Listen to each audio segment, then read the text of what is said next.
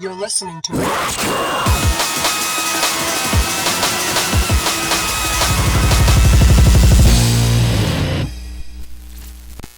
Bonjour et bienvenue, vous écoutez l'émission Radcore dans laquelle on s'entretient avec des créateurs de contenu, des artistes, des assos sur le sujet de la musique et le rôle de celle-ci dans leur travail et dans leur vie. Pour ce troisième épisode, j'accueille Calivision. Cali, tu es streamer d'actualité politique depuis 2020 sur tes chaînes Twitch et YouTube en simultané, et avant ça, tu as fait plusieurs années de radio à Ici et Maintenant, où tu as acquis les compétences en radio libre qui t'ont servi à te lancer en stream par la suite. T'es aussi producteur de musique, avec pour alias principal Youpi 2000, sous lequel t'as sorti un album L'amour me suffira toujours en 2023. Je suis sûr que t'as plein de choses super intéressantes à nous raconter, alors c'est un plaisir de te recevoir ici. Bonjour Cali, comment est-ce que tu vas et est-ce que t'as des choses à rajouter à cette présentation avant qu'on se lance ? Déjà, bonjour Krone, merci beaucoup de m'avoir invité sur Radcore, ça fait extrêmement plaisir, très content d'être là. Et non, sur la présentation, c'est très bien. C'est ça. Alors juste pour préciser que l'album que j'ai fait sous le pseudo Youpi 2000, malgré le nom, c'est assez déprimant. Je l'ai fait dans une période de ma vie où j'étais assez au fond du gouffre. Donc ça le reflète pas mal, mais au fond ça m'a aidé à aller mieux. Donc je pense que c'est une expérience à partager aussi. Voilà, mais bon, vaut mieux le savoir avant d'écouter quoi. Oui, c'est vrai que je me souviens que c'était pas non plus la pure Non, joie. j'étais en full dépression quand je l'ai fait, mais justement, tu vois, c'était un truc qui m'a tenu et qui m'a permis de mettre mon mal-être en fait dans quelque chose. Et au fond, ça a été une sorte d'exutoire. Ça peut paraître cliché, mais c'est vraiment, je l'ai vraiment vécu comme ça. Et ça m'était jamais arrivé avant. Moi, je fais de la musique depuis longtemps, sur Ableton et tout. Je suis pas instrumentiste, je joue pas de guitare, de piano ou quoi, mais je fais pas mal de MAO depuis longtemps. Et je faisais ça. Enfin, c'est du bricolage au fond. Pour moi, je prends des samples, je mélange des synthés, des bruits, des trucs.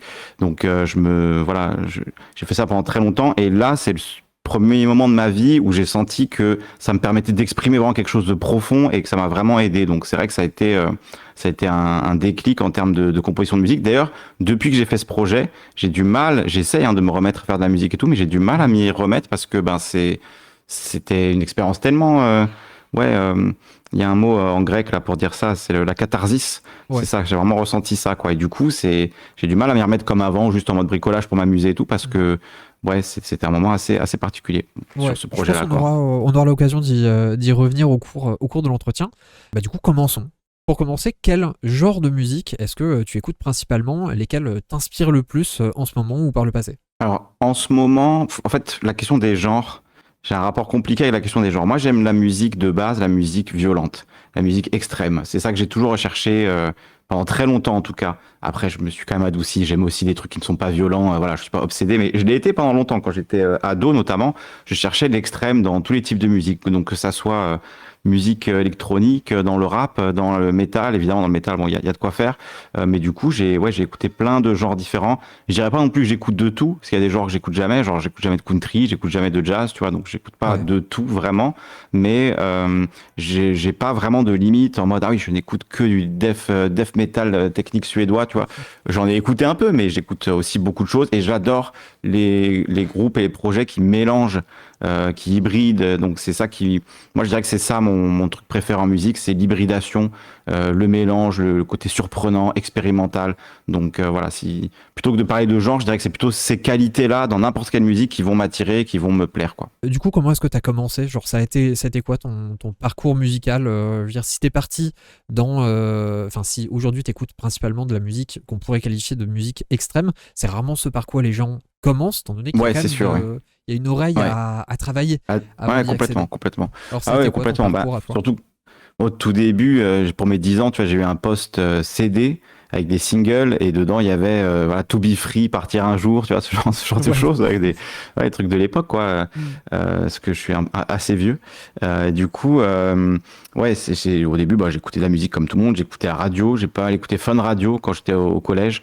Et à l'époque c'était Groove and Dance, donc c'était il y avait déjà un peu ce côté hybridation puisque du coup tu avais à la fois du rap, c'était vite dit, surtout du R&B en vrai, et mélangé avec de la musique électronique, genre donc tu pouvais avoir, Nelly avec Superman Lovers après, et du coup moi j'aimais bien les deux quoi, donc j'aimais bien ce mélange. Après c'était de musique radio très FM, donc clairement on n'était pas dans la musique extrême à ce moment-là. Et au tout début, quand j'étais enfant, c'est ce que j'écoutais, la musique que m'écoutait ma mère aussi, écoutait des classiques de chansons françaises, Polnareff, je sais pas, Goldman, Souchon, des trucs comme ça, quoi.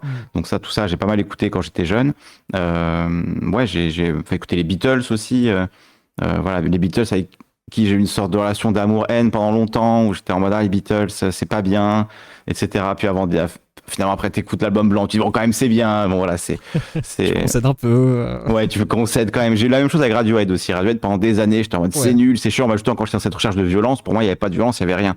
Et après, mon meilleur ami, qui en avait marre de m'entendre dire ça, qui était fan de Radiohead, m'a dit, tu t'enfermes dans ta chambre et tu écoutes, voilà, Kida, Amnésiaque, OK Computer, t'écoutes les trois à la suite, et après tu me dis que c'est pas bien, tu vois. Donc je l'ai fait et j'ai, pareil, été obligé de concéder que, ok, il y a quand même des trucs bien. Je crois que j'ai fait pareil à plusieurs amis, les enfermer et les forcer à écouter du Radiohead. C'est possible. Ouais, bah après c'est un pari de passage quelque part.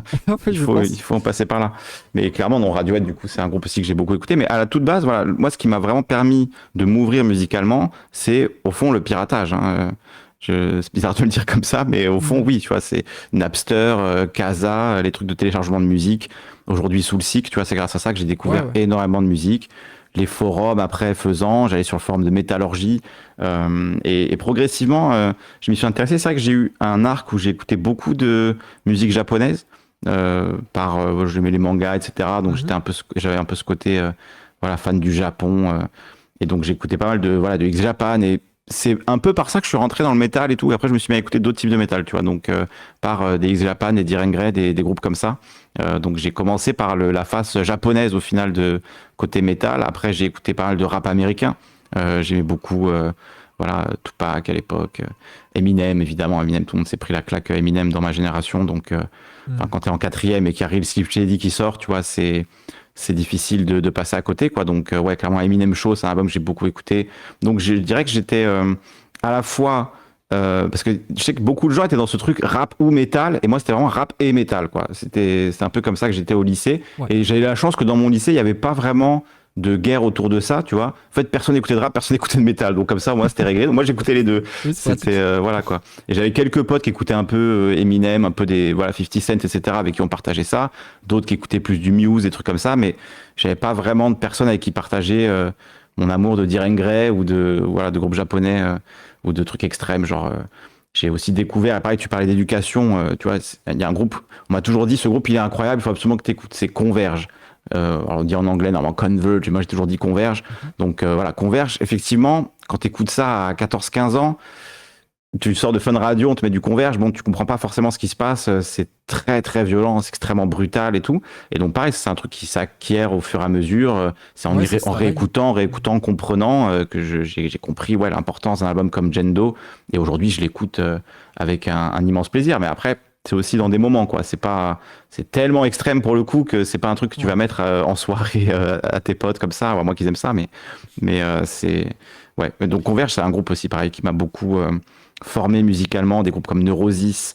Après, quand je suis arrivé à Paris, après le lycée, j'ai beaucoup traîné dans les bars, les concerts à 5 euros, les concerts de punk anarchiste, etc. Donc j'ai beaucoup écouté des Amanda Woodward, Mia Eldridge, voilà, pour ceux qui ont ces refs-là, cette Non Sassiata, toute cette époque-là, c'est un milieu dans lequel j'ai un peu tourné. Après, je me suis pas senti honnêtement très bien accueilli dans ce milieu, parce que je faisais assez jeune quand j'avais 17 ans, j'étais jeune, hein.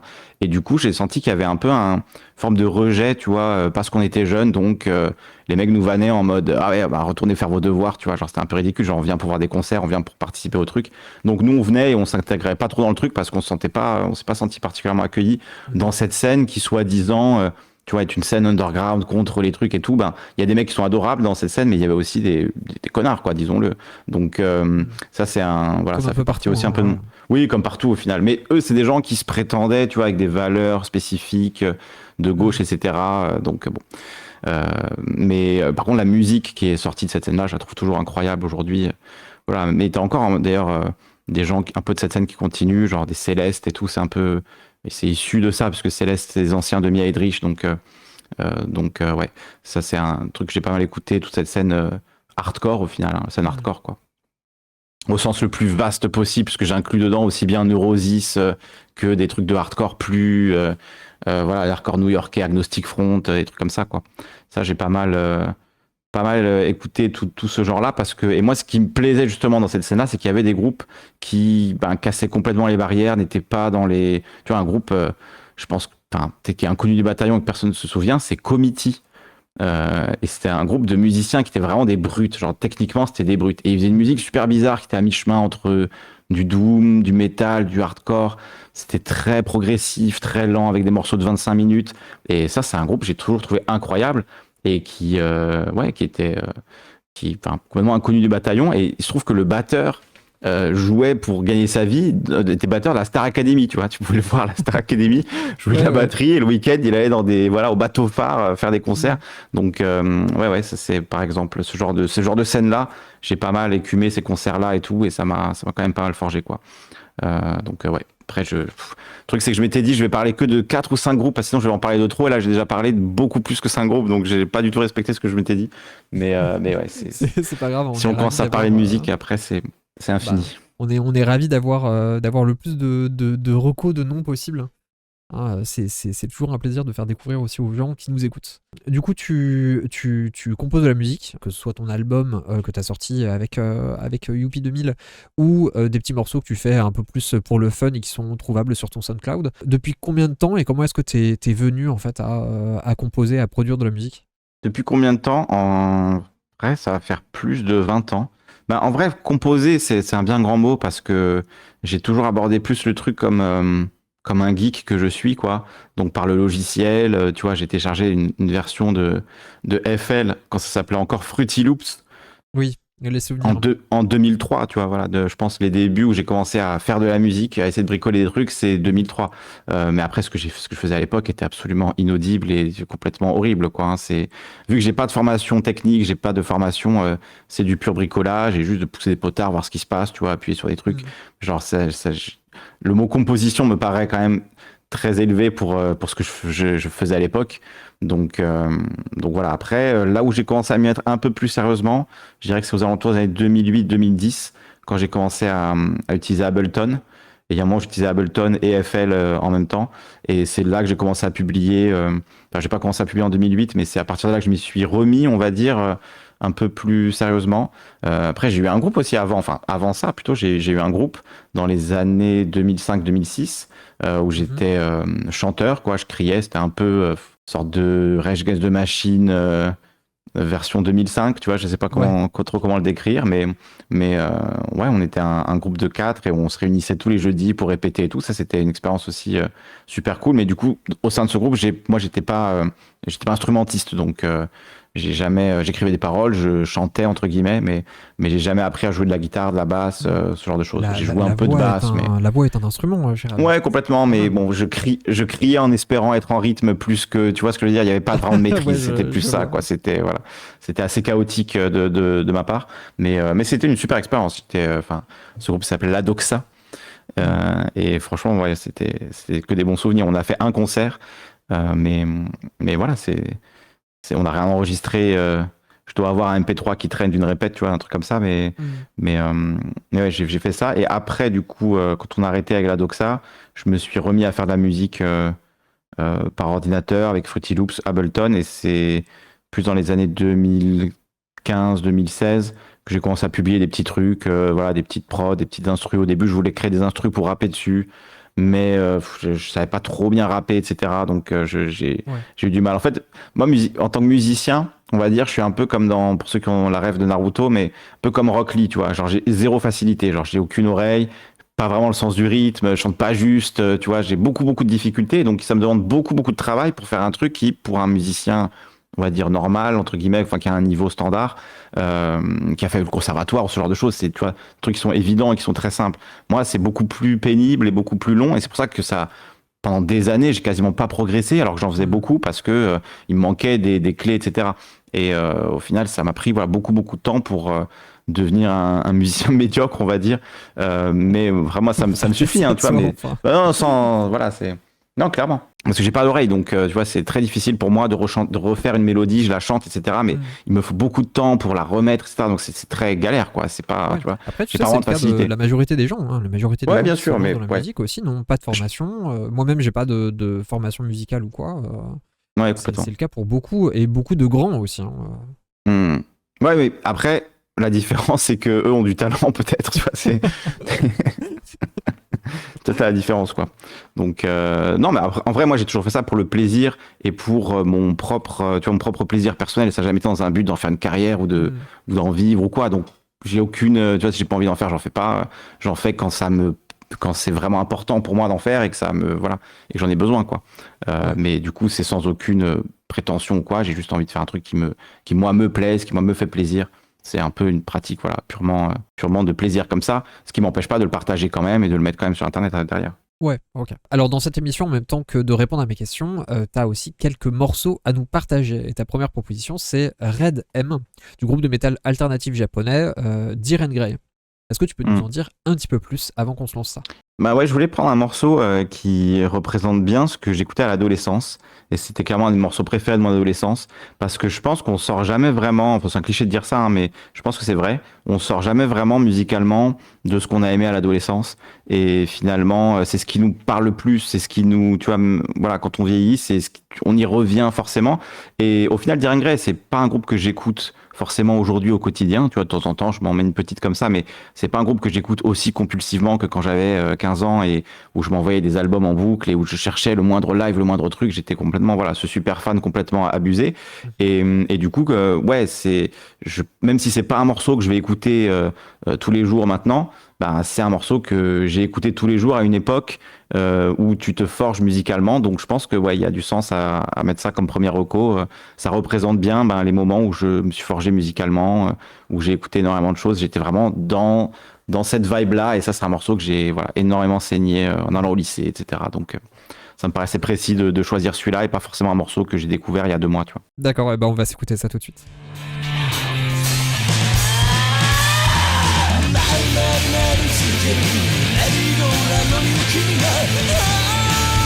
Et du coup, Kali, quel rôle aujourd'hui a la musique dans ta vie, en fait, dans ton quotidien? Quelle place est-ce que ça occupe aujourd'hui? Bah, j'en écoute tous les jours, hein, clairement. Si je passe 1 ou 2 jours sans écouter de la musique, il y a un moment, il y a un besoin, tu vois. C'est genre, il y a quelque chose qui me dit, faut que j'écoute de la musique, faut genre, ouais. J'en ai vraiment, ouais, besoin au final. Il y a des morceaux qui m'appellent presque, tu vois, qui me demandent de les écouter. Genre, je les ai en tête et j'ai envie d'aller, tu vois, les réécouter, voilà. Donc ouais, je peux pas vraiment m'arrêter d'écouter de la musique, à part quand je stream, quoi. J'aime pas avoir de la musique en fond quand je stream. Ouais. Donc voilà, quand je stream, j'écoute pas de musique. Mais après, je fais des streams musicaux. Parfois, les gens me font découvrir ce qu'ils aiment et tout. Et j'ai découvert d'ailleurs vraiment des super, super sons grâce à ça. Mais ouais, je dirais que j'en écoute tous les jours. Que là, en ce moment même, je suis un peu dans une phase de recherche. Je dirais que c'est un peu comme ça. Genre, j'ai des phases d'obsession, puis de recherche. Donc, Mhm. je recherche ma nouvelle obsession, on va dire. Donc là, je suis plus en phase de recherche. Ouais, je cherche des trucs, un peu des trucs nouveaux à découvrir et je galère un peu honnêtement. Donc, voilà, je regarderai Radcore pour avoir des nouvelles suggestions. Parce que d'ailleurs, un truc que j'écoutais récemment, c'est grâce à Radcore que j'ai découvert. C'est Noctlus Ah oui. qui, tu vois, sont bien dans ce mélange des genres, sont un peu indéfinissables. Alors bon, pour moi, c'est du hardcore, tu vois, c'est juste, je me pose même pas de questions. Mhm. Mais il y a ce truc où, voilà, ça part en gros beatdown, ça ralentit, ça accélère, ça part un peu dans tous les sens. Ça, j'aime vraiment énormément. Et le morceau que tu avais utilisé pour le teaser, Pour le Don't tout Reach For premier Me, teaser, effectivement. Ouais. voilà, bah, moi, Et depuis ce leur moment, je suis dernier fan album de sorti, hardcore sorti et de l'année Noctlus. dernière, incroyable, hein. Incroyable Ouais, album. complètement. Bah ouais, j'ai pris une grosse claque en écoutant l'album. Et Mhm. particulièrement ce morceau-là, vraiment, je le trouve un 10 sur 10, quoi, vraiment super. Donc ouais, je découvre, je picore des morceaux un peu partout, en fait. Hein, tu vois, j'ai découvert, par exemple, un artiste qui s'appelle Allo Boy Mhm. par un short YouTube. Genre, c'était en musique de fond et la musique m'a tilté direct. Et c'était un short random qui avait 6 vues, tu vois, un truc vraiment Ouais. aléatoire. Et là, pour le coup, le robot fait bien son travail parce qu'il avait détecté la musique et du coup, j'ai pu aller retrouver le truc, tu vois. Mhm. Et effectivement, cet artiste Allo Boy, c'est un Allemand qui fait une sorte de musique électronique très particulière. Et en fait, dans les différentes musiques qu'il fait, il a un style particulier avec des synthés parfaitement en harmonie, qui Mhm. vibrent d'une manière, c'est très spécial et ça me touche de malade. C'est vraiment un truc, genre c'est la musique que, au fond, j'aimerais faire depuis des années et que je n'ai pas techniquement la capacité de faire. Mhm. Et lui, il a trouvé un moyen d'harmoniser les fréquences et voilà, il utilise un truc qu'il a développé et c'est vraiment ouais, un type que je trouve très intéressant en ce moment. Voilà, parmi les trucs récents, on va dire, que j'ai découvert. Mais c'est vrai qu'aujourd'hui, les artistes comptent beaucoup aussi hein, sur les découvertes via les réseaux sociaux, via les Reels, les Shorts, les TikTok. Mm. Ils mettent aussi leur musique là-dessus et bah, ça a marché pour d'autres. Ils espèrent que ça marche Ouais, aussi. bien sûr. Là, c'est cool que tu sois tombé sur quelqu'un qui est assez peu connu parce que généralement, bah, c'est des gens qui sont déjà très connus qui percent de cette façon. Quoi. Bah lui, je le vois monter un peu en temps réel, parce que quand j'ai découvert, il avait peut-être 50 000 abonnés, maintenant il en a 100 000. Tu vois, dans 2 mois, il en aura peut-être 150 000 parce qu'il va sortir un son qui va un peu buzzer. Donc j'ai l'impression que, ouais, il y a une Ouais, ouais. possibilité. Après, Après, 50 000, c'est déjà. ouais, clairement, C'est déjà bien. Hein. ouais, ouais, clairement, il est bien établi. Mais il a un son tellement particulier et tellement unique, et c'est rare aujourd'hui de découvrir quelqu'un qui, après, est-ce qu'il a inventé un son? C'est peut-être un grand mot, mais en tout cas, pour moi, ouais, il a quand même un son qui lui est propre et que je ne connais, voilà, je connais personne qui fait ce genre de choses. S'il y a des gens qui font la même chose, je veux bien les écouter aussi, hein, avec grand plaisir. Mais vraiment, cette façon de jouer avec des synthés très minimalistes et tout, moi, ça me parle vraiment de fou. Et ouais, j'ai pas d'autres références qui font ce type de son-là. Donc, pour ceux qui veulent vraiment la ref, c'est les Halo Boy, ALOBOI, et c'est les RAW tracks. C'est les versions RAW en fait, les versions RAW ou Just RAW, RAW. Ça, ces versions-là, elles sont, pour moi, c'est du délice quoi. C'est vraiment du miel dans mes oreilles. J'adore ça quoi. Mais du coup, dans ton processus créatif, si on peut appeler ça comme ça, parce que tu dis que t'arrives pas à écouter de la musique quand tu streams, Hmm. est-ce que genre ça a quand même sa place un peu quand tu travailles hein, en fait la musique au-delà des streams par exemple d'écoute musicale où les Ouais. gens te proposent quelque chose à écouter. Ouais, en vrai, il y a deux aspects par rapport au stream où il y a de la musique. C'est l'intro. Et parfois, je me prends la tête. Je réfléchis pendant 15 minutes à quelle musique d'intro je vais mettre. Alors que techniquement, c'est le truc que les gens entendent le moins, puisqu'ils arrivent sur le stream et Bah la oui, plupart arrivent ils une arrivent fois en que ça a cours de route. commencé. Ils arrivent en cours de route, donc personne n'entend l'intro. Et souvent sur Twitch, elle est muette, quoi. Elle est mutée. Mm. Voilà, les gens. La plupart des gens ne l'entendent pas, mais moi je me prends la tête parce que je veux trouver un truc qui est dans la bonne énergie, qui parfois même a une sorte de message caché par rapport au sujet. Il y a sans doute que moi qui ai la ref, mais voilà, c'est donc il y a ce truc où je mets de la musique avant les streams et même moi pour me chauffer, tu vois, souvent j'écoute de la musique pour me chauffer pendant que je fais mes derniers préparatifs, mon café, etc. Tu vois, Mm. j'aime bien avoir du son un peu fort et genre ouais, c'est un truc un peu ouais, un rituel que je fais assez souvent d'écouter de la musique avant de lancer.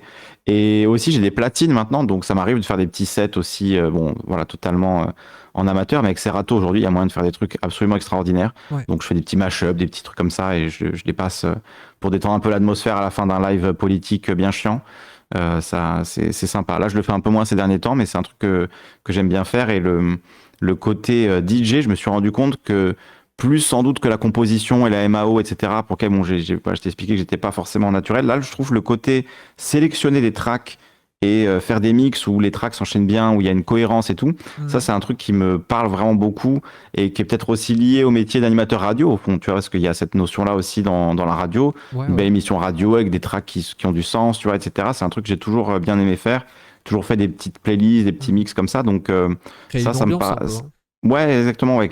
Trouver un mood et genre trouver, tu vois, 10 sons qui sont dans ce mood précis et qui Mm. s'enchaînent parfaitement et tout. Après, c'est un travail qui est titanesque parce que ça demande d'écouter énormément de musique. Tu peux le faire avec des musiques que tu connais déjà, mais après, quand tu es en mode, bon, bah, je vais en faire un nouveau, faut écouter énormément de choses pour trouver des perles rares, des trucs. Donc, c'est pas forcément. Enfin, c'est un vrai boulot d'être DJ. Bon, je pense qu'aujourd'hui, tout le monde le sait, tu vois, mais il y avait ce cliché Mm. quand j'étais jeune, en mode, hey, DJ, t'appuies sur des boutons. Juste la sélection des tracks, même sans parler de techniquement enchaîner les tracks et tout, juste les sélectionner déjà, faut une culture musicale de malade en fait, au moins dans Mm. un domaine précis déjà. Et c'est Oui, hein, c'est un c'est vrai des boulot de se compétences, renouveler, des. c'est un truc de fou quoi. Bon, après c'est aussi parce qu'on aime ça et que c'est une passion, Mm. mais quand c'est ton boulot, ben clairement c'est un boulot, il y a pas de, enfin c'est vraiment un métier euh, voilà, assez particulier parce que tu écoutes beaucoup plus de musique que la moyenne des êtres humains, quoi. De Mm. nouvelles musiques, tu dois tout le temps en trouver de nouvelles, trouver les bons trucs, avoir cette oreille.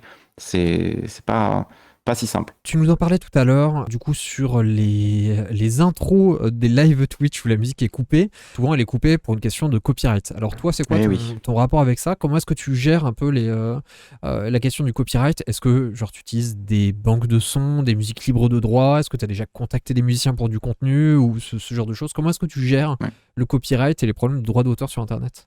Comme je sais un peu bidouiller avec Ableton et faire des petits trucs, j'ai souvent fait des musiques pour moi, en fait, pour justement ne pas avoir ce genre de problème. Donc, je faisais un peu des musiques sur mesure. J'en me suis fait une musique d'attente, un peu musique d'ascenseur, avec un sample de guitare, tu vois, un truc qui passe bien, qui fait un peu musique de téléphone, quoi, d'attente de téléphone, là. Mhm. Mais du coup, je l'ai fait en prenant un sample, tu vois, j'ai pas forcément besoin de faire appel à des musiciens, même si il y a l'excellent Scorch, hein, qui fait du super bon Ouais, boulot, tout à qui fait. conseille les gens, etc., qui fait ça, et il m'a déjà envoyé des tracks aussi. Quand j'ai fait mon projet, il y a un producteur qui était un de mes viewers, qui s'appelle Sick, qui m'a envoyé des prods. Beaucoup de producteurs m'ont envoyé des prods, mais j'en ai gardé 2 de Sick parce que je trouve que c'est un des meilleurs producteurs français. Honnêtement, je dis pas ça parce que voilà, c'est un peu mon pote maintenant, mais je dis pas ça pour ça. C'est vraiment genre ses prods sont, enfin, moi en tout cas, il me parle de fou. Il a vraiment un côté sombre, voilà, agressif mais maîtrisé. Enfin, il est très très fort. Donc j'ai eu la chance de voilà qu'il m'envoie des prods et qui me permettent de mettre sur mon album des morceaux que j'aurais pas pu faire si j'avais tout fait tout seul. Mhm. Des morceaux que j'ai fait tout seul, mais au final, voilà. Après, il y a aussi Raz qui a produit à la fin, qui est repassé, qui a fait une sorte de production, voilà, pour un Ouais, peu ouais. faire que ça sonne un peu quand même, quoi. Mais au fond, non, j'ai pas vraiment eu besoin de ça. Par contre, sur le truc des copyrights et tout, sur YouTube, moi, j'ai vu une évolution quand même par rapport à avant. Avant, tu mettais la moindre musique, tu te faisais tabasser en gros quand ta vidéo était bloquée instantanément. C'était voilà, un peu systématiquement ça. Et maintenant, j'ai l'impression que ça s'inverse et que ce qui se passe plus systématiquement, c'est que tu perds la monétisation de la vidéo. Donc, bah ça, j'imagine pour Hardcore, t'es OK avec ça. Si tu passes des extraits musicaux, tu te dis que ça peut arriver, quoi. En tout Est-ce qu'on a cas, le choix? est-ce qu'on a le choix? Voilà, en tout cas, aujourd'hui, ça me paraît possible dans le sens où il y a ce deal. Bon, bah, c'est l'artiste qui prend le pognon. Alors, quand il y a plusieurs musiques, du coup, je sais pas comment ils se débrouillent pour partager. Ils n'arrivent pas à partager avec le YouTuber, visiblement. Tu vois, ils n'arrivent pas à dire, bon, on met, je sais pas, 50% pour le musicien et la musicienne et 50% pour le YouTuber. Non, ça, ils n'arrivent pas à faire. Mais Non. sans doute qu'entre les musiciens, ils arrivent à partager. Donc voilà, il y a ce truc où si tu acceptes de perdre la monétisation, tu peux mettre la plupart des sons. La plupart des musiciens ne crachent pas sur l'argent que ça va leur rapporter, même si ça va leur rapporter 30 centimes. Ben, 30 centimes plus 30 centimes, bon, Ouais. on n'a même pas un euro, hein, mais bon, voilà, peut-être qu'à terme, ils arriveront à quelque chose. En tout cas, il y a cette idée, contrairement à avant, plutôt que de protéger à tout prix et d'empêcher que ta musique soit utilisée, de dire, bon, voilà, ça va être utilisé, mais au moins, je vais gagner un peu d'argent dessus. C'est une forme de compromis qui a été trouvé. Et l'un dans l'autre, pour avoir connu ce qu'il y avait avant, c'est-à-dire des chaînes qui disparaissent du jour au lendemain parce qu'elles ont posté 3 musiques qui ne vont pas, il y a, voilà, pour avoir connu ce monde d'avant, je pense quand même qu'on est un peu mieux. Mais du coup, pour les créateurs qui veulent parler de musique, il n'y a aucun moyen d'être rémunéré, sauf si tu ne diffuses jamais de musique, ce qui est assez paradoxal, tu vois. Par exemple, un mec comme Anthony Fontano, qui est le plus gros Oui, critique de... Voilà, il n'y a on jamais une achète seconde de des droits. musique dans ses vidéos, en fait. C'est, voilà, jamais. Parce qu'au début, il le faisait, il mettait des extraits, et toutes ses vidéos sont faites démonétiser. Enfin, il a surtout failli perdre sa chaîne plusieurs fois à cause de ça, donc il a arrêté, il a juste arrêté, et il est décollé d'ailleurs après. Mais c'est assez paradoxal. Enfin, ce serait intéressant quand même qu'un critique musical puisse dire, bah voilà, on va écouter ce morceau, ce truc-là, tu vois, pour en parler. Enfin non, soit c'est de la musique, soit c'est du contenu qui parle de musique, mais les deux ne peuvent pas s'interconnecter, alors que c'est pourtant la chose la plus naturelle du monde. C'est une émission de radio où on diffuse des sons, on en parle. Mais aujourd'hui, sur YouTube, c'est pas possible de le faire en gagnant sa vie en tout cas, Mhm. puisqu'il faut accepter que la vidéo te rapportera rien, quoi. Oui, et puis surtout pour protéger et faire grossir des ayants droit pour la plupart du temps. Ah ben ça, C'est-à-dire que oui, le cas où c'est le petit artiste oui, oui. qui va être payé sur des sons qui vont être diffusés dans des vidéos, c'est très très très minoritaire hein, par Bah, rapport aux c'est gros s'il a labels déposé qui les vont trucs bosser avec ça. lui-même et qu'il est auto-édité, mais Ouais, à ouais. partir du moment où il a signé sur un label ou quoi, c'est sûr que c'est plus géré comme ça. Ça, on pourra en parler longtemps, mais le temps file. Mais si tu me lances sur Spotify et sur les ayants droit et Spotify, etc., bon, on n'a pas fini. Parce qu'effectivement, les musiciens et les musiciennes, ce sont ceux qui se font complètement baiser dans l'histoire, désolé de le dire comme ça, mais les ayants droit, les gros labels et les gros propriétaires voilà, gagnent l'immensité du gâteau Mhm. et l'écrasante majorité des musiciens et des musiciennes qui devraient normalement pouvoir vivre de leur musique galèrent de malade. Donc il y a clairement un gros problème. On est complètement d'accord avec ça. Je me permets une petite pause dans votre podcast pour vous rappeler que vous pouvez nous soutenir sur le Tipeee pour faire grandir l'émission et le projet dans son ensemble. Le lien est en description, n'hésitez surtout pas à y faire un tour. Allez, on reprend. Pour faire la jonction avec la troisième partie de l'émission, tu voulais passer à un morceau nommé Absence of Soul. On en parle juste après.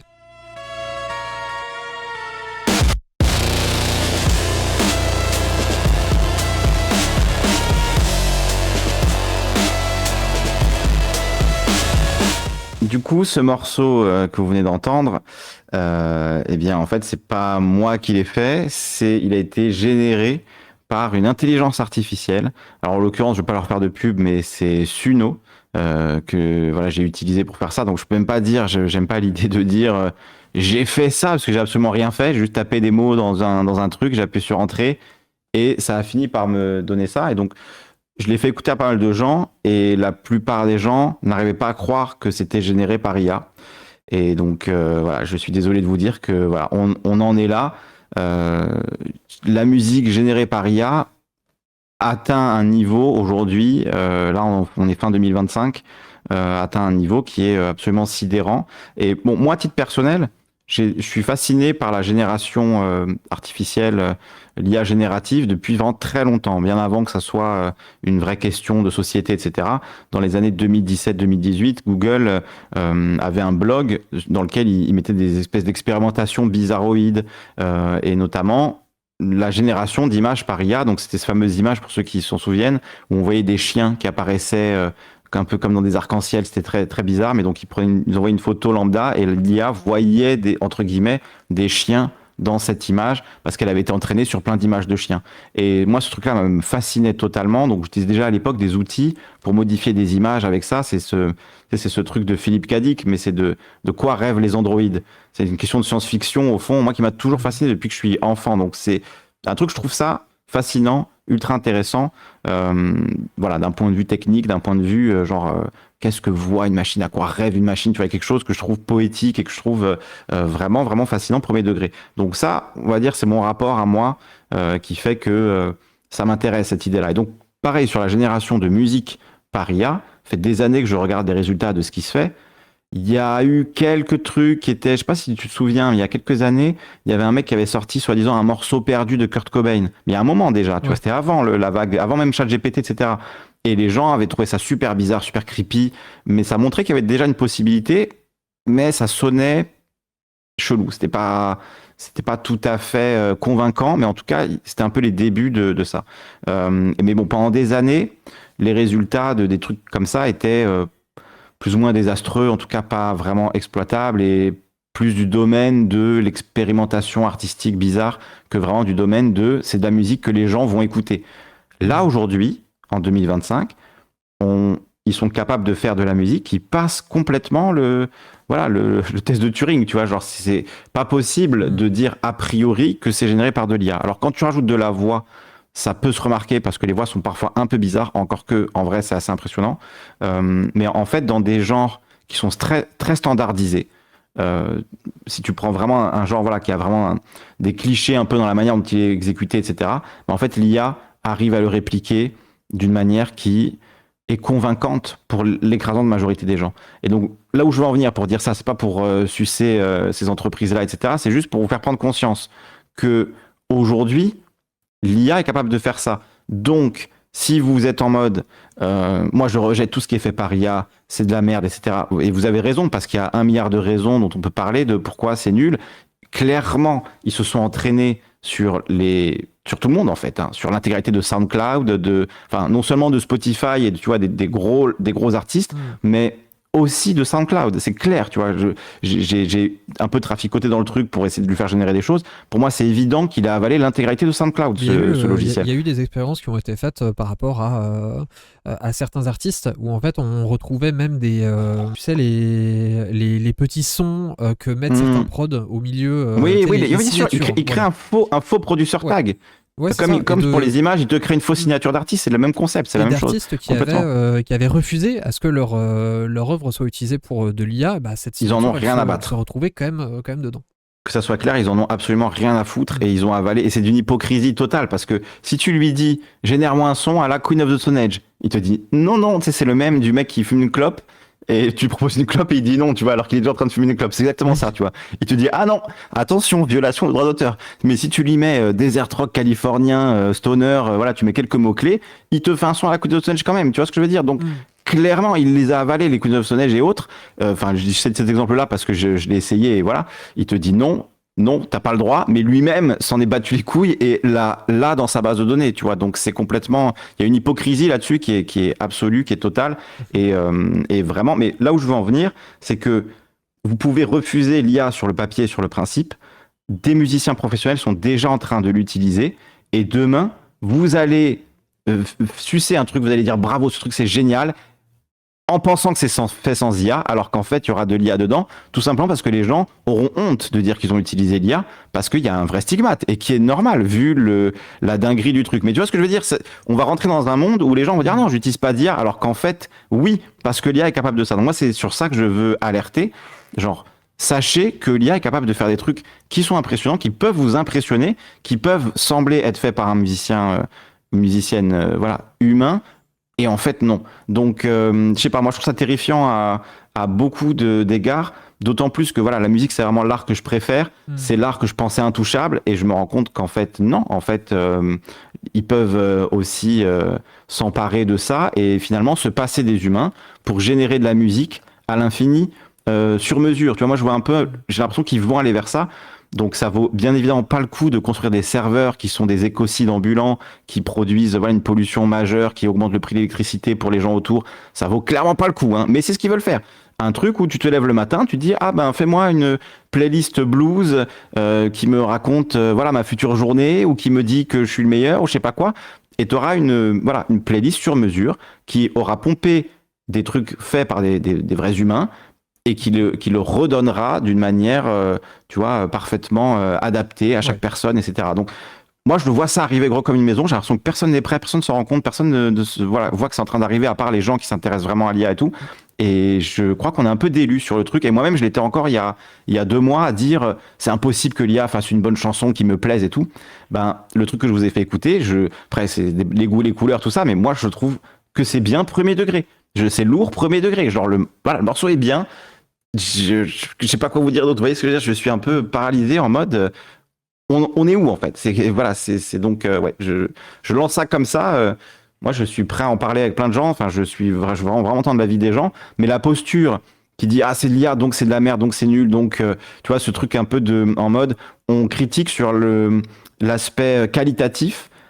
Mais du coup maintenant l'aspect qualitatif en fait ils sont en train quelque part d'y arriver, même si je ne suis pas en train de dire que ça atteint le niveau de grands artistes humains, etc. Mais ça fait suffisamment illusion. Ça fait suffisamment illusion pour que les gens du commun, enfin tu vois, le peuple, se mettent à consommer ça, à écouter ça, et ne demandent finalement pas plus. Et donc qu'est-ce que ça veut dire pour les vrais musiciens, musiciennes, les gens qui ont passé du temps, tu vois, à apprendre à jouer de la guitare, à apprendre à mixer, à apprendre... Qu'est-ce que, tu vois, quel avenir on nous réserve en fait, parce que les musiques de pub, c'est déjà fini, elles seront générées par ça. Toutes les musiques à but utilitaire seront générées par ça. Il n'y a même plus besoin d'aller chercher des musiques libres de droit, puisque tu fais générer par IA ta playlist du style que tu veux et tu te la mets en fond sonore. Et voilà, et pour ce genre de musique, ça marche déjà à la perfection, c'est indiscernable. Tu vois ce que je veux dire? Si tu mets musique de piano d'accompagnement, bon, musique de fond, elle le fait à la perfection. Donc, en fait... Quelque part, il y a une bonne chose, il y a un bon aspect, c'est qu'on libère aussi les artistes de manière générale de boulot chiant. Ils étaient obligés de travailler dans le graphisme d'une pub pour vivre. Peut-être que justement, il faut rendre aux humains leur vraie place, aux artistes leur vraie place, développer un style, prendre le temps de travailler et être payé pour ça, sans qu'il y ait besoin de commodification, enfin qu'il y ait besoin de vendre, tu vois, sa force de travail. Mais juste, on considère que vu que de toute manière, ces IA ultra-capitalistes, elles ont intégré toutes nos œuvres, parce que quand je dis SoundCloud, c'est les trucs que toi et moi, on a pu mettre en ligne il y a des années, ils les ont rentrés dedans, tu vois. Donc, on a contribué collectivement. L'intégralité des musiciens et musiciennes de la planète, qui n'ont jamais posté un truc en ligne, ont contribué à ces IA. Donc, rendez-nous voilà, la monnaie de notre pièce, rendez-nous l'argent que vous nous devez, tu vois. Enfin, je dis même pas ça pour moi, parce que je suis pas un musicien, mais c'est dans le sens, on l'a fait collectivement. Donc, on soutient les artistes collectivement. Parce que sans les artistes humains, il y aurait même pas d'IA qui serait possible déjà de base. Donc déjà, ça, voilà.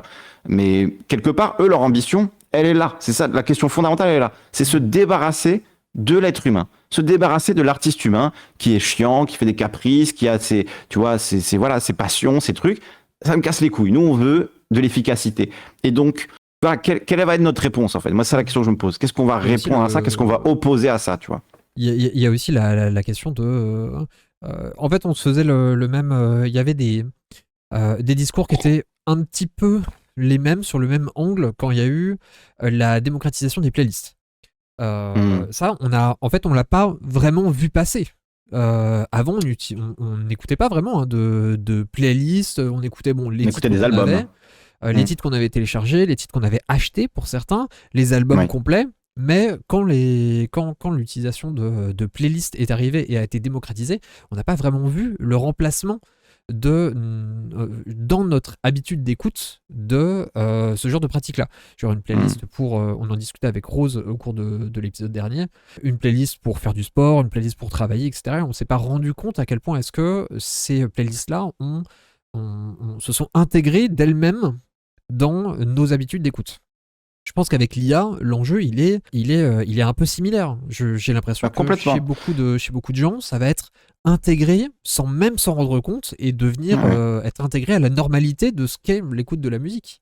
En plus, tu parles de playlist, c'est exactement ça, puisque ce sera littéralement ta playlist générée en temps réel par l'IA en fonction d'un prompt ou de ton humeur du jour, ce que tu veux, tu vois. Et ça, clairement, moi, je le vois arriver. Là, les capacités sont là. C'est pas un truc de science-fiction, c'est pas un truc de... C'est techniquement possible. Genre, ces trucs-là sont capables de cracher de la musique à une vitesse que aucun humain ne pourra jamais concurrencer. Littéralement, en 10 secondes, il te sort 2 morceaux. Donc, bon, tu vois, et le truc qui, moi, me terrifie aussi, c'est le côté... Il y a des musiciens... Avant, le pire musicien, le plus médiocre, le plus mauvais et le plus horrible, il devait quand même performer sa musique et au moins l'écouter une fois, tu vois, au minimum. Aujourd'hui, tu peux générer de la musique sans même l'écouter. Et tu peux mettre des albums en ligne sur Spotify sans même les avoir écoutés. Tu vois ce que je veux dire? Même le mec qui te faisait de la lo-fi passe-plat la plus pétée au monde, il était quand même obligé de passer une demi-heure sur FL pour le faire. Tu vois, au minimum. Aujourd'hui, tu n'as même plus besoin de ça. Donc, en fait, dans quoi on arrive, tu vois? Je pense que c'est la poussée à l'extrême de la marchandification de la créativité. C'est justement la mort de la créativité que de décorréler de tout effort humain, toute pensée humaine, la création d'art quel qu'il soit. Je pense que c'est là où on va et il faut y réfléchir aussi sous cet angle parce que penser au vol des artistes c'est une chose, penser à l'impact écologique et social c'est une chose également et il faut évidemment considérer tout ça Ouais, bien évidemment, bien sûr. Ça fait partie des trucs, mais de l'impact sur notre créativité, sur ce qu'est la place de l'art dans l'humanité, dans ce qui fait qu'on est humain, c'est extrêmement important. Et je pense que l'IA menace ça. Non, mais l'art est menacé, c'est clair. Et enfin, tu dis ils volent les artistes, mais en fait, ils vont même nous voler l'art, en fait. Tu vois, le fait de faire de l'art. Ce qui, quand même, à la base, on disait, on aura des robots pour faire les tâches pénibles, pendant que nous, on fera de l'art. Pendant que nous, on jouera de la guitare, on jouera du synthé, on fera des tableaux, on fera des sculptures, on fera de la poterie, ce qu'on a envie. Non, maintenant, genre, l'art va être fait par des machines, pendant que nous, on fait quoi, en fait? Tu vois, à quoi? Enfin, quel est le rôle de l'humain dans une société comme ça? C'est très étrange. C'est le rôle de l'humain, c'est son rôle d'être exploité. Et que l'exploitation totale. La machine est mise au service de l'exploitation. Je veux dire, il n'a jamais été question d'exploiter la machine pour libérer l'homme, mais de se servir de la machine pour continuer et d'exploiter encore plus l'homme. Ça, c'est le capitalisme, quoi. Le pur capitalisme. Donc, je voulais parler de ça parce que ça me semble être la grande menace pour l'art en général et la musique en particulier. Et je pense qu'au niveau de la musique, moi, encore une fois, le premier, on est d'élus sur les capacités de ces machines et sur la capacité qui sont, enfin, vu les milliards qu'ils investissent et l'ampleur que ça prend et la puissance de calcul qu'ils mettent au service de ça, effectivement, c'est assez étonnant et paradoxal si on se place il y a 20 ans, quand on regarde vers le futur, on se serait pas dit ça, que tu vois, les premiers trucs qu'on ferait faire aux machines, c'est de l'art, avant de leur faire les tâches pénibles, les déménagements, tu vois, d'aller sauver les gens dans les incendies, j'en sais rien. Non, on leur fait faire de la musique et des romans et des peintures, tu vois, je sais pas, je sais honnêtement plus quoi en penser, tu vois, c'est vraiment terrifiant. Pour quand même donner de l'espoir, c'est continuez à apprendre à jouer de la guitare, continuez à apprendre à jouer du piano, à dessiner, à peindre, genre n'arrêtez pas pour ça, ne vous dites pas ah bah ça sert plus à rien parce que l'IA ce serait la pire chose, ça serait la pire défaite. Parce qu'au final, peut-être que l'IA ça va faire un flop immense et que la bulle va exploser. Si vous savez jouer de la guitare, vous savez jouer de la guitare quoi. Donc ouais. Merci beaucoup pour cette carte blanche, c'était vraiment genre super intéressant. Merci beaucoup Kali pour ce sujet. C'est mon obsession du moment donc. On est ravis de te laisser dérouler ton obsession. Pour terminer cette émission, tu nous recommandes 3 albums. Le premier étant un album que j'aime aussi tout particulièrement. C'est Deliverance de l'artiste expérimental anglais Culprate.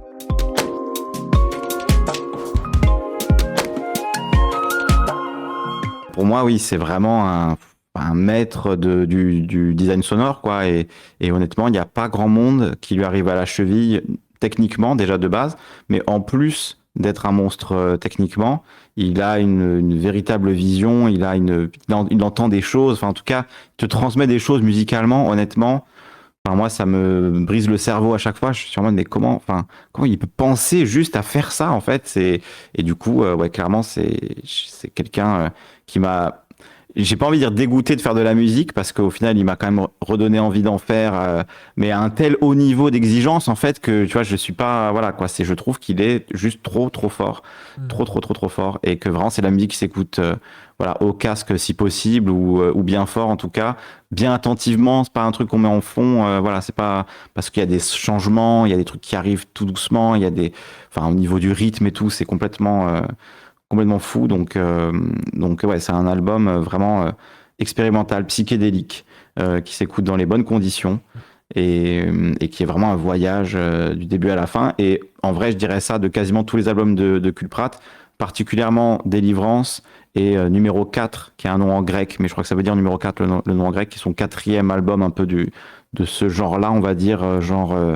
expérimental psychédélique, puisqu'il a un côté un peu dubstep, mais je dirais un peu à la Skrillex.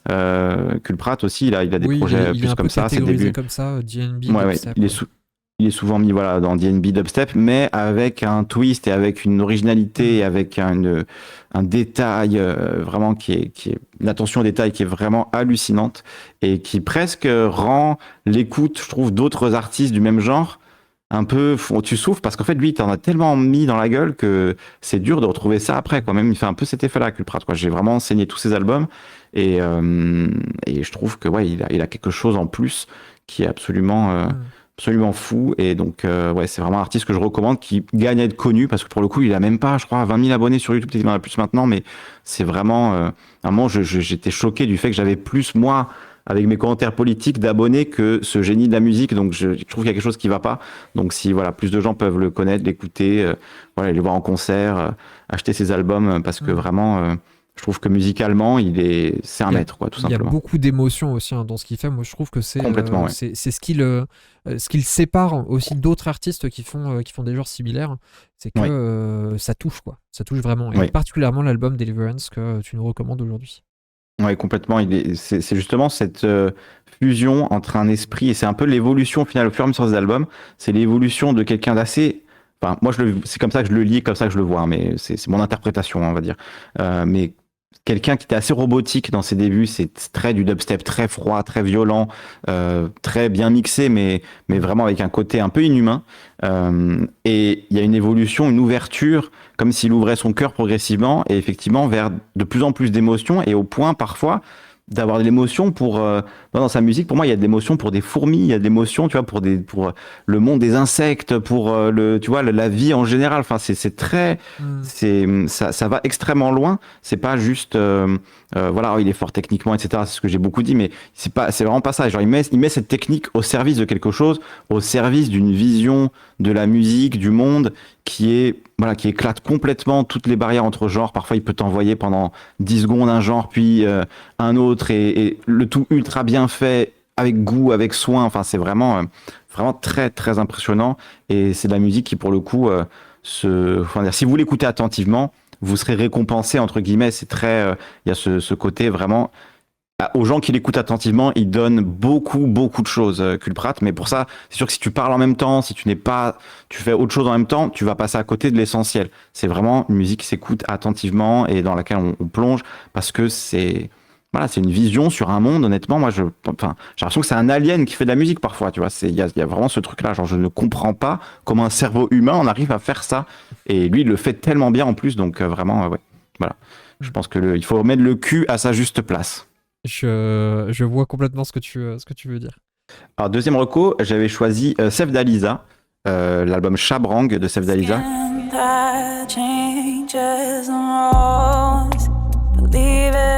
Sorti en 2020, me semble-t-il.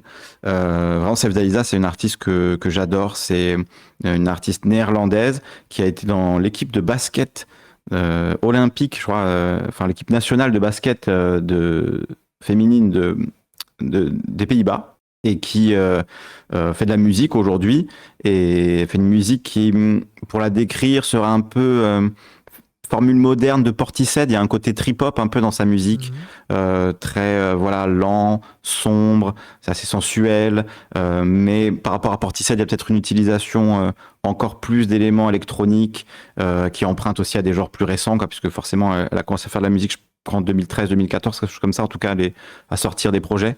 Donc, on sent l'influence moderne. Et moi, vraiment, c'est une artiste qui me parle énormément. Elle a fait un nombre de morceaux que je trouve extraordinaires. Et cet album-là, c'était vraiment un choc, parce que je l'ai pas écouté, en fait, quand il est sorti en 2020. Alors, je l'écoutais déjà depuis longtemps et tout, mais je suis passé à côté, tu vois, je l'ai pas écouté et je l'ai découvert des années plus tard, enfin, 2-3 ans plus tard. Et vraiment, je me suis pris une énorme claque et voilà, ça m'a reconfirmer pourquoi j'aimais autant cet artiste. Et c'est un album vraiment où chaque morceau, en fait, pour moi, il n'y a pas un morceau à jeter, quoi. C'est vraiment un album. Je crois les 12-13 morceaux sont tous bien, sans exception. Il n'y en a aucun que je mettrais en dessous. C'est un album que je mets du début à la fin et juste je l'adore. Un no skip, ouais, voilà, un pur no skip. Et honnêtement, si vous aimez c'est toujours pareil en musique, hein, il faut aimer ce délire-là. Mais en tout cas, moi, j'aime beaucoup, beaucoup Portishead de base, Tricky, tu vois, voilà, des trucs comme ça. Et je trouve que c'est une version moderne de ça. Et c'est un genre qui, malheureusement, tu vois, n'a pas énormément de représentants, on va dire, à part Portishead, qui sont toujours aussi extraordinaires. Je sais pas si tu as vu, ils ont repris Rhodes pour la Palestine. Le live, c'est à pleurer, quoi. C'est juste incroyable. Donc, oui, ça reste les patrons, quoi. Mais justement, je pense que Sevdaliza, elle est vraiment une héritière légitime et avec son comparse, là, je sais plus le nom du producteur qui travaille avec elle, mais voilà, tous les deux, ils ont vraiment une sorte de fusion musicale qui donne des résultats. Voilà. Et c'est pareil, c'est toujours aussi mon goût pour l'expérimental parce qu'on sait jamais trop à quoi s'attendre avec elle, mais à chaque fois, il y a c'est bien fait, c'est fait avec goût. Moi, ça me rappelle un peu Shadé parfois, tu vois, Shadé aussi qui est une artiste extraordinaire. Donc, je trouve qu'il y a un mélange de ça, tu vois, c'est Shadé qui aurait genre un reste d'Aphex Twin qui traîne, tu vois, avec maintenant, là, ses derniers projets, elle a fait beaucoup de feats avec des musiciennes sud-américaines, etc. Et c'est vraiment, voilà, enfin, très très bien, quoi. Juste, tout ce qu'elle fait est bien, je trouve. Et pour terminer, ta dernière recommandation, c'est le deuxième album studio. Bon, il y a débat entre deuxième album ou troisième, parce que le premier, une mixtape ou un EP, ou selon comment c'est catégorisé, du groupe de hip-hop expérimental Death Grips. L'album, c'est No Love, Deep Web.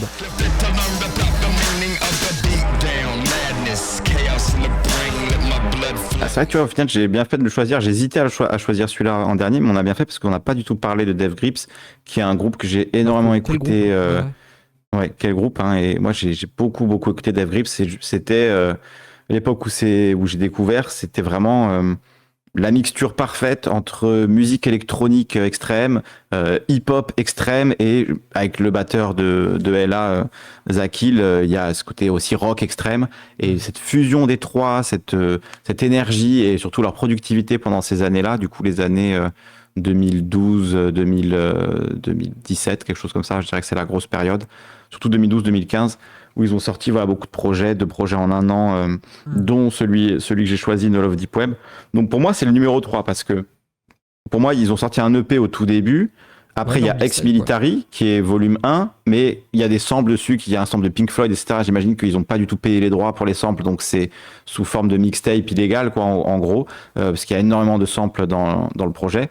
Et voilà, Ex Military, c'est leur première brique, ils arrivent, ils posent ça, bon, il y a, voilà, tout de suite, il y a quelque chose. Et effectivement, il y a beaucoup de samples, il y a un sample de Lynyrd Skynyrd. C'est impossible qu'ils aient payé les droits pour ces trucs-là, donc c'est impossible de le sortir. Je crois qu'il n'est pas sur Spotify, etc. Parce que c'est juste impossible voilà.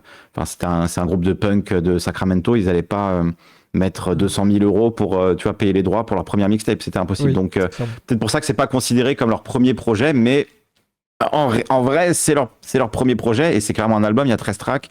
C'est, voilà, il y a il y a une logique et tout. Et donc, moi, je découvre sur le deuxième, Money Store, j'ai Ouais. découvert en téléchargeant. J'ai découvert par là aussi. Ouais. Non, moi, j'ai découvert en téléchargeant BitTorrent, tu vois, pour évidemment prendre des trucs légaux, hein, tout à fait. Tout à fait. Bien sûr. Et en fait, il y avait une sorte de package où, avec l'installeur de BitTorrent, il te proposait de télécharger un EP issu de Money Store, qui est en fait les 5 premières tracks de Money Store. Et D'accord. du coup, j'ai téléchargé ça et j'étais en mode, ah, c'est pas mal au début. Tu vois, ça n'avait pas été un coup de cœur immédiat. C'est un peu comme Converge. Faut éduquer un peu son oreille aussi à Dev Grips. C'est très bizarre au début. Ouais. Et donc, j'ai trouvé, je me souviens de, voilà, quand j'ai écouté Get Got, j'étais en mode, ok, c'est pas mal, mais bon, je pas rentré dedans tout de suite. Et après, il y a eu tout de suite beaucoup de hype en fait autour de cet album. Et l'été suivant, j'ai commencé à vraiment l'écouter sérieusement. Et là, le virus m'a pris. Et ensuite, ils sortent l'album dont je voulais parler, No Love Deep Web, où pour le coup, il n'y a aucun sample voilà, reconnaissable. C'est de la 808 saturée avec des synthés mixés de manière voilà, enfin, ultra vénère. C'est de la pure violence synthétique, c'est extrêmement froid, c'est extrêmement brutal. Et vraiment, cet album-là, il m'a mis une claque absolue. Et là, ouais, là, à partir de là, j'étais fan de Dev Grips, quoi, clairement. Et du coup, après, j'ai suivi chaque album, chaque truc. J'ai vu en concert à Amsterdam sur cette tournée-là où il y avait que le batteur et Ride, le chanteur, juste tous les deux sur scène. En gros, ils mettaient les morceaux originaux et le mec jouait de la batterie par-dessus comme un zinzin pendant que l'autre hurlait. Enfin, c'était vraiment absolument, absolument fou. Et donc, ouais, Dev Grips, j'ai énormément écouté. Pour moi, c'est un groupe, en fait, tellement original au fond qu'il n'y a pas vraiment de, comment dire, de comparaison ou de trucs qui sonnent pareil. Alors après, en vrai, si on remonte, il y avait un mec qui s'appelait Blackie, qui est un peu le pionnier de ce genre hip-hop vraiment extrêmement, extrêmement violent. Lui, il était voilà, torse nu à ses concerts, il sautait sur les gens, etc. Et Blackie, il a été un peu oublié par l'histoire au final, je pense. Donc c'est pour ça que je voulais le citer quand même, Blackie, puisque justement beaucoup de gens au début, enfin beaucoup de gens, les gens qui connaissaient au début disaient que Dev Grips avait volé le concept de Blackie. Après, ça a été reproché à JPEG Mafia aussi, qui est un peu aussi dans ces trucs-là. Mais Dev Grips, honnêtement, ils ont une signature sonore et sonique qui est juste inimitable en fait, et qui est plus proche au final de Primus. Il y a un côté, c'est si Primus faisait du hip-hop, moi je trouvais un peu un truc comme ça, surtout dans leurs derniers albums. Sur les derniers projets, il y a un côté très frénétique, très épileptique. Ils ont fait un feat avec Les Claypool d'ailleurs. Pour moi, ça fait totalement sens. Ouais. Qui est pas sur un album, je crois. Peut-être sur le tout dernier. Ouais. C'est vrai que j'aurais une comparaison de Dev Grips à faire avec The Prodigy. Où je vois un petit peu un angle. Complètement. Mais, complètement. Pour moi, il y a un truc. Après, Prodigy, c'est un côté anthémique. Et tu vois, ça remplit des stades. Là où Dev Grips, tu remplis une cave, quoi. Tu vois ce que je veux dire, au début de Prodigy, tu vois. Tu vois l'angle tout côté sale, quoi. Du groupe. Mais non, complètement. Il y a clairement un rapport avec Prodigy dans l'énergie, dans le côté, en fait, faire du rock avec des synthés. Au fond, c'est un peu ça, tu vois. Et Prodigy, c'est vrai qu'aussi, incroyable rêve, Prodigy. Et d'ailleurs, RIP. Hein. Mais ouais, Prodigy, incroyable. Sur l'album No Love Deep Web, si la voix c'est un peu trop pour vous, parce que la voix de Ride ça peut être un peu extrême, moi j'aime beaucoup, mais il y a des gens, ça les. Voilà. Essayez d'écouter, il y a une version instrumentale de l'album qui est No Love Deep Web instrumentale, sans la voix, et moi je trouve que c'est un truc extraordinaire aussi à écouter juste la version instrumentale. C'est absolument incroyable. Et peut-être qu'il y a des gens, ils arriveront plus à y rentrer comme ça parce que Accroché, ouais. voilà, ouais, Ride, il est. Enfin, si on n'aime pas trop les voix assez agressives et tout comme ça, c'est sûr que c'est bizarre. Moi, après, je trouve sa performance elle est exceptionnelle sur l'album, mais je peux comprendre que certaines personnes ça les rebute et peut-être que d'écouter juste les instrus, vu qu'elles existent en bonne qualité, elles ont été releases par le groupe et tout. Écouter juste les instrus, c'est déjà une expérience. Moi, je trouve voilà cool à faire si la voix vous rebute trop. Du coup, merci beaucoup, Kali, d'avoir accepté l'invitation. C'était absolument un plaisir de te recevoir. Où est-ce qu'on peut Merci. te retrouver sur Internet ou ailleurs? Eh bien, je fais des lives sur Twitch, sur YouTube et je suis assez actif sur Twitter, nouvellement X. Oui, c'est vrai que je te vois souvent sur Twitter en train Ouais. de débattre les gens, notamment sur, Ouais. sur les dossiers, sur l'affaire Epstein. Oui. Je devrais pas, mais c'est plus fort que moi. Elon Musk sait quoi me montrer pour me trigger et du coup je suis baisé quoi. C'est la carotte au bout du bâton. C'est terrible. Merci à tous et à toutes d'avoir regardé ou écouté cette émission. Vous pouvez nous retrouver sur Twitter, sur Insta, sur YouTube, sur Twitch, sur TikTok, sur les plateformes de podcast. Tout ça en suivant le lien du Linktree qui sera en description. On se retrouve dans 2 semaines. Je vous dis salut!